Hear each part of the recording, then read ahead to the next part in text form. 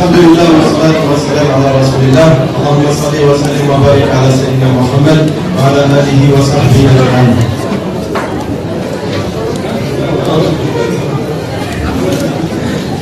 Donc avant toute chose, mes frères et sœurs, toutes ces personnes qui sont présentes ce soir, je tiens à vous remercier grandement pour votre présence, votre participation, à ce gala, pour soutenir cette cause et la cause des plus défavorisés et des nécessiteux. Vous auriez pu être dans vos foyers, dans vos maisons, tranquillement au chaud. Vous auriez pu être au cinéma, vous auriez pu être au restaurant en famille, et vous avez choisi de vous consacrer un petit peu de temps pour être présent ce soir, pour soutenir cette noble cause. Et pour cela, je vous remercie tous grandement. Je tiens à remercier aussi tout particulièrement l'association Amen, avec qui nous travaillons maintenant depuis quelques années. Alhamdulillah, c'est un excellent partenariat que nous avons mis en place avec son président Sohaib, avec qui j'ai le plus de contact. Mais sinon, je tiens à remercier le président de l'association Amen, ainsi que tous les bénévoles qui participent à la construction de ces puits un peu partout dans le monde. Et je remercie aussi toutes ces personnes qui ont participé. Par contre, excusez-moi, je vais vous demander un petit peu de silence, s'il vous plaît. C'est un petit peu compliqué de parler avec beaucoup de bruit derrière. S'il vous plaît, un petit peu d'attention. Après, il y aura le repas, etc. On aura le temps de discuter. Donc, je tiens à tous vous remercier. Et je tiens aussi à remercier Dieu qui nous permet d'accomplir toutes ces actions au quotidien. Et vous le verrez par la suite avec sa bénédiction, ce qu'il est possible d'accomplir. Donc, comme Sohaib l'a dit, je suis le représentant, le directeur exécutif de l'association Louati dans le cœur. Donc, l'association Louati dans le cœur, qui est l'association Louati dans le cœur? Donc, l'association a été créée il y a 8 ans, il y a maintenant 8 années. Donc, nous étions à la base spécialisés dans la distribution de nourriture au Maroc. Ensuite, nous nous sommes arrêtés, nous nous sommes occupés des femmes seuls, avec enfants, qui étaient dans des situations très difficiles, donc ici en France. Et maintenant, depuis 2016, nous avons développé un peu, je dirais beaucoup même, nos activités, et nous intervenons auprès des personnes défavorisées au niveau humanitaire, social et éducatif. Donc comment cela se traduit sur le terrain? Donc nos principales missions ont été réparties en 4 principales missions. Donc la plus grosse de nos missions, donc c'est aussi pour ça qu'on est là aujourd'hui, avec l'association elle-même, c'est la construction de puits. Ensuite, le deuxième gros pôle, c'est le pôle alimentaire. Donc je vous expliquerai après en quoi ça se représente. Ensuite, nous avons un pôle éducatif, parce que pour nous, ce qui est important, c'est à la fois d'offrir de la nourriture et de l'eau, et un accès à toutes choses aux personnes qui souffrent et qui sont défavorisées, et c'est aussi de leur offrir une bonne éducation. Parce que la meilleure façon d'aider quelqu'un, d'aider un enfant, c'est de lui permettre d'aller à l'école, lui permettre d'étudier, lui permettre d'avoir des cahiers, d'avoir un cartable, d'avoir une bonne scolarité, pour qu'ensuite, quand il a atteint l'âge adulte, il puisse avoir un bon travail, qu'il puisse aider sa famille. Donc effectivement, il y a l'aide urgente, donc de donner de la nourriture, de construire des puits. Il y a aussi cet aspect où on essaye de voir notre rapport à l'hôtel. Donc ça passe par le pôle d'éducation. Ensuite, on a un pôle d'urgence, on aurait pu appeler aussi divers, parce que ce n'est pas forcément que des situations d'urgence, et ça regroupe un petit peu toutes les autres activités qu'on peut mener au sein de l'association. Alors, comme je le disais tout à l'heure au président de Amen, il faut savoir quand même que, alhamdoulilah, avec le travail qui est accompli au quotidien sur le terrain, avec la générosité aussi de tous les donateurs, il y a peut-être aussi des donateurs Louati ici présents ce soir, grâce à votre générosité, grâce à votre partage, grâce à votre souci, vous voyez qu'entre 2016 et 2018, 2016, 2017, 2018, les dons annuels ont été multipliés par quasiment 10 fois. 10 fois. Vous voyez, en 2016, nous étions à peu près à 30 000 € de dons. En 2017, déjà c'était un gros progrès avec 166 000 €. Et vous voyez que là, on vient tout juste de clôturer l'année 2018. Et on a terminé l'année à quasiment 245 000 €. Machallah. Et ça, on remercie énormément toutes les personnes qui nous soutiennent. Et il faut savoir aussi, c'est quelque chose qui me touche et qui m'impressionne régulièrement, c'est que ce n'est pas des dons. Il n'y a pas 4 personnes qui sont venues donner 50 000 €. C'est systématiquement des petites enveloppes. Donc c'est des petites enveloppes qui sont données le soir après le tarawih dans la mosquée. C'est des petites enveloppes qui sont données comme ça après certains cours. C'est des petites enveloppes qu'on rappelle, on dit est-ce que tu peux passer pour récupérer tel don. Et tous ces petits dons accumulés font qu'on arrive à 245 000 euros à la fin de l'année. Et pour vous dire, j'ai compté plusieurs fois parce que je ne pensais pas que le chiffre était bon au départ. J'ai dû compter 3 ou 4 fois pour être sûr que nous sommes bien à 245 000 euros. Tellement les petits dons accumulés, je ne m'attendais pas à un aussi grand résultat. Donc comment ces dons ont été répartis sur l'année 2018? Donc comme vous voyez, la plus grosse activité, je vous ai dit 50% c'est les puits. Donc il y a 122 000 euros qui ont été distribués dans la construction de puits. Ensuite 21%, donc 52 000 euros pour l'alimentaire. Donc après vous voyez 32 000 euros pour l'éducation et 37 000 euros pour le reste. À savoir que la répartition, nous ne la faisons pas de manière arbitraire. Ça veut dire que nous ne disons pas on va prendre 120 000 euros pour faire des puits ou 52 000 euros pour donner de la nourriture. Tous les dons qui nous sont donnés, on demande systématiquement aux donateurs dans quoi ils veulent que ces dons soient distribués. Et nous respectons vraiment scrupuleusement que ce qui a été donné pour un puits, il est redistribué dans un puits. Ce qui a été donné pour un repas, c'est donné dans un repas. Ce qui a été donné pour une situation d'urgence, c'est distribué dans une situation d'urgence. Donc vraiment, on respecte à la lettre vos dons. Et ce qui ressort le plus, ce qui sensibilise le plus les gens, c'est l'accès à l'eau avec les puits. Donc, j'ai préparé 2 diapositives spécialement pour les puits, parce que c'est un sujet qui nous tient particulièrement à cœur, et parce que c'est une très grande histoire entre nous et les puits. C'est qu'en 2016, on s'est dit, on va construire 10 puits. Alors, on a eu l'opportunité, il y a un de nos partenaires qui nous a proposé de construire des puits en Côte d'Ivoire, et on s'est dit, pourquoi pas, on va se lancer dans ce défi, et on va essayer de construire 10 puits. Donc on avait lancé le projet L'eau, la vie, objectif 10 puits. Et donc le pays, c'était un seul pays, c'était en Côte d'Ivoire. Et 2 ans et demi plus tard, ça je peux passer et 2 ans et demi plus tard, c'est 691 puits qui ont été construits. Et dans 7 pays, donc à la base c'était 10 puits dans un seul pays, et alhamdoulilah, nous sommes arrivés à 691 puits dans 7 pays. Donc vous voyez 58 puits en Côte d'Ivoire, 39 au Togo, 140 au Cambodge, 82 en Birmanie, et 343 puits au Sri Lanka, 29 en Inde, et depuis qu'ils se sont ajoutés, mais ça s'est fait entre hier et aujourd'hui, je n'avais pas pu mettre dans mon chapeau, on a ouvert un autre pays qui est le Népal. Et pendant les contacts de l'Inde, qui s'occupent aussi du Népal, on dit que l'Inde est un pays pauvre, mais que le Népal est encore plus pauvre que l'Inde. Je vous laisse imaginer un peu les conditions. Donc les puits, il faut savoir, comme l'a dit Sohaib tout à l'heure dans sa présentation, il faut savoir que c'est quelque chose qui est vital. Est-ce que vous voyez le matin, vous réveiller et de devoir faire 5 km pour aller chercher votre route la journée? Imaginez-vous parcourir 5 km. Oui, imaginez-vous vous réveiller le matin et appeler votre fils ou votre fille en lui disant est-ce que tu peux aller à la rivière pour récupérer l'eau de la journée? Maman, on a besoin de l'eau pour faire la lessive aujourd'hui. On a besoin de l'eau pour boire. Est-ce que tu peux aller à la rivière pour récupérer de l'eau? Et peut-être que tu trouveras cette eau sale. Peut-être que tu trouveras cette eau boueuse. Essaye de prendre l'eau qui est le moins sale possible. Donc quand vous construisez un puits, quand vous participez à la construction d'un puits, il faut savoir que c'est pour qu'une personne se réveille le matin, plusieurs personnes, en fonction de la taille du puits, en fonction du budget, ça peut alimenter plus ou moins entre 25 et même jusqu'à 150 personnes par jour. Donc imaginez-vous que ces personnes se réveillent le matin et grâce à votre générosité, grâce à vos dons, grâce à tout cet effort qui est mis en place, grâce à tout ça, ils ont accès à l'eau courante.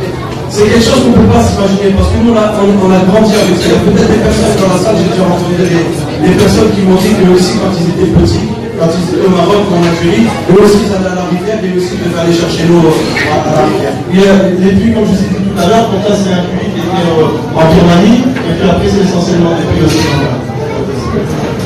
Et donc je ne sais pas si pour les personnes qui étaient présentes l'an dernier, je ne sais pas si vous vous rappelez, on s'était lancé un défi. Moi qui suis originaire de la ville de Mont-Saint-Marvel, comme le président de l'association elle-même et comme beaucoup de personnes qui sont présentes ici, on s'était donné comme objectif d'alimenter en eau autant de personnes qu'il y a dans la ville de Mont-Saint-Marvel. Donc à Mont-Saint-Marvel, il y a un peu plus de 20 000 habitants. Donc on s'était dit, on va essayer de faire l'objectif de 20 000 personnes alimentées avec l'eau pluie pour que ce soit l'équivalent de la ville de Mont-Saint-Raphaël, dans laquelle nous sommes originaires. C'est comme si on avait alimenté toute cette ville en eau. Et l'an dernier, je pense que nous étions à peu près à 9 000 personnes.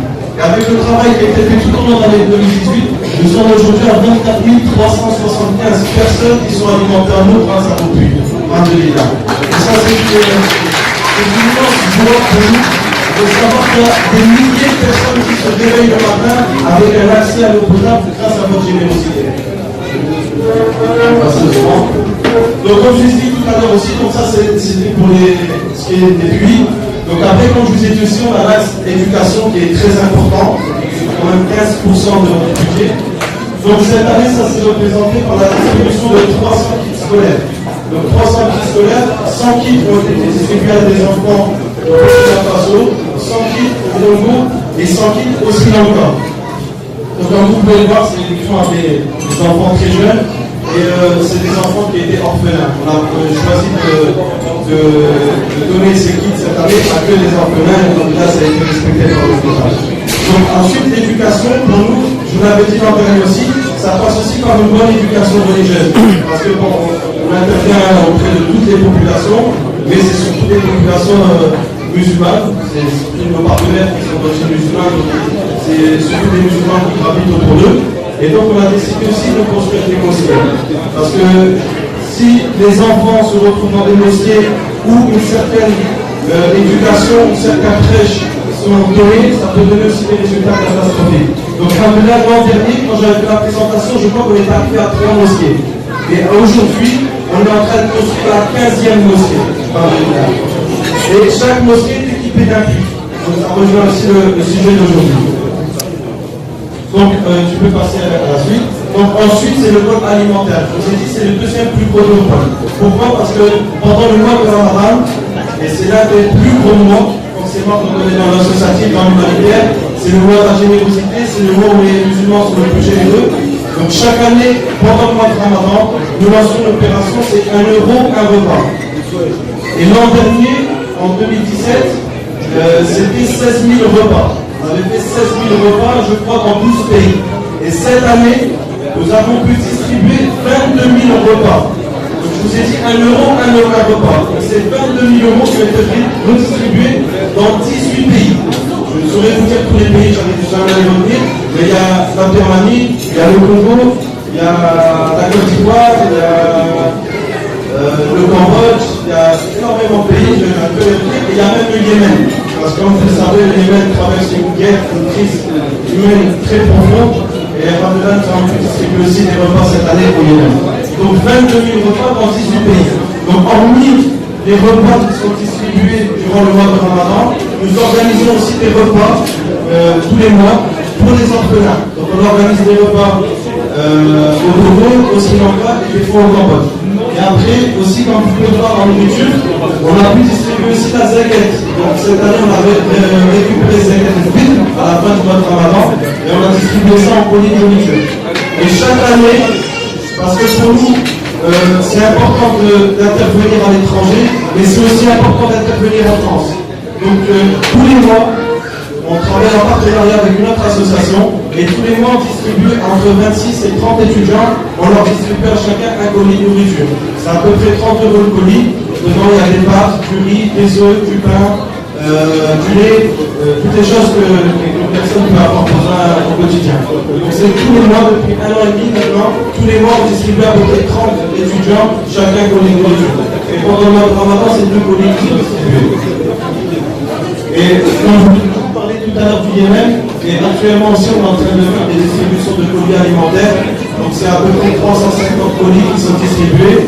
Et on est en train de distribuer aussi du lait et des couches pour les enfants. Parce que c'est vraiment, comme je vous dis, c'est vraiment une catastrophe. Hein. La crise que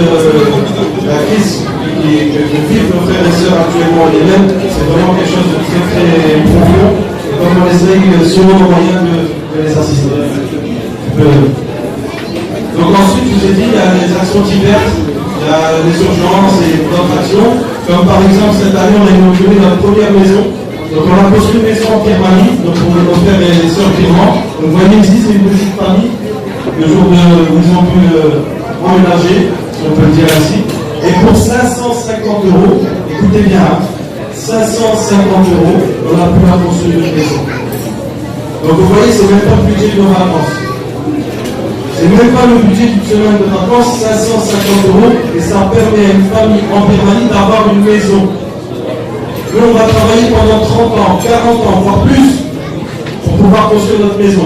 Ben, pour 550 €, vous avez la possibilité d'offrir une maison à une famille en Birmanie. Donc, ensuite, on a aussi planté des arbres. Donc, ces arbres ont été plantés au Togo et au Sri Lanka.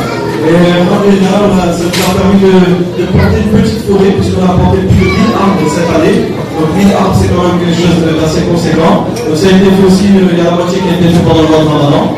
Alors, pendant le mois de Ramadan, forcément, la fête de l'Aïd s'accompagne du mois de Ramadan. Donc on a distribué aussi plus de 80 millions. Donc là aussi, dans 5-6 pays, on a distribué des millions pour la fête de l'Aïd. Donc on a distribué aussi des Corans au Burkina Faso, parce qu'il y a beaucoup d'enfants qui apprennent le Coran dans des écoles avec des Corans qui sont arrachés, qui sont très vieux. Et on a distribué aussi presque 8 Corans cette année dans différentes mosquées. Et ici, une petite nouveauté, on va dire, dans l'association, c'est que cette année, on part, Inch'Allah, il nous le permet en Ramadan. Donc c'est une Ramadan solidaire. Donc il y a un puits qui sera construit au niveau des mers, des arbres qui sont plantés également. Et on prend avec nous des personnes. Donc on a organisé une collecte, on a organisé une cagnotte. Et cette cagnotte nous permet de prendre cette année avec nous 3 personnes. Le but c'est de prendre des personnes âgées, des personnes malades, qui n'ont jamais pu partir à la Mecque de leur vie, qui arrivent à un certain âge ou qui commencent à être beaucoup malades. Et le but c'est de leur permettre de leur offrir ce merveilleux voyage, parce que c'est le rêve de chacun des musulmans. Il n'y a aucun musulman qui ne rêve pas un jour d'aller à la Mecque. Donc on veut prendre des personnes qui sont dans la difficulté financière, qui n'ont pas forcément d'enfants pour leur payer le voyage, et qui sont malades et qui ont atteint un âge avancé. Et comme cette année, là c'est 3 personnes qui viendront avec nous pour pouvoir faire ce petit pèlerinage. Donc voilà pour ce qui est un petit peu des activités diverses. Donc j'arrive sur les points forts de l'association. Il n'y a que les points forts dans notre association. Je présente bien entendu, on peut tous se corriger. Donc nos points forts, c'est que nous sommes 100% bénévoles. Il n'y a aucune personne qui est salariée dans l'association. Et nous sommes avec 0 € de frais depuis 8 ans. Ce qui fait que même quand nous nous déplaçons à l'étranger, nous faisons à notre propre compte. La comptabilité, le site internet, toutes les activités qui tournent autour de l'association, c'est fait vraiment avec un budget de 0 €. Ce qui fait que quand vous donnez depuis avant dans le pays, quand vous donnez pour les scolaires, etc. Et aussi, un très gros point fort aussi, c'est le suivi à 100%. C'est-à-dire que quand vous donnez un don, on vous informe que le don est bien arrivé. On vous informe aussi quand, par exemple, votre puits démarre, la construction de puits démarre, et pour chaque puits, donc il y a 694 puits, chaque donateur a reçu les photos de la construction et les photos du puits terminé avec une personnalisation de la taille. Et ça, c'est un très gros travail qui est fait. Quand il y a eu des repas durant le mois de Ramadan, tous les soirs, tous les donateurs recevaient un repas dans un pays différent. Donc il y a vraiment un suivi, il y a vraiment un travail qui est fait au quotidien. Les donateurs sont informés au quotidien des activités de l'association et une totale transparence et un suivi à 100%. Pour arriver à ce résultat, voilà, ça c'est une photo qui représente très bien l'association. Donc ça c'était quand nous étions, on avait inauguré la deuxième mosquée, je crois. Et donc nous étions avec les enfants, avec le chef du village, avec les responsables associatifs, avec les frères qui sont présents ici